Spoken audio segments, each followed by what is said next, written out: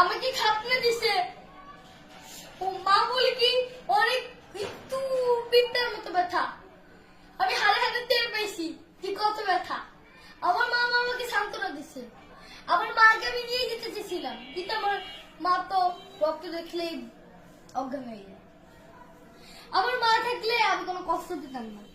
আমার মামা থাকছে, এত ব্যথা আমি আজ পর্যন্ত দেখিনি।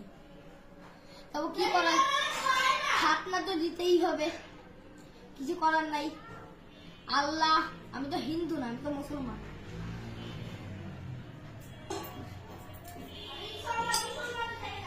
আর অনেক খাট্টা খাট্টি পর, কান্দা কান্দি পর আমি মুসলমান নিয়ে দিছি।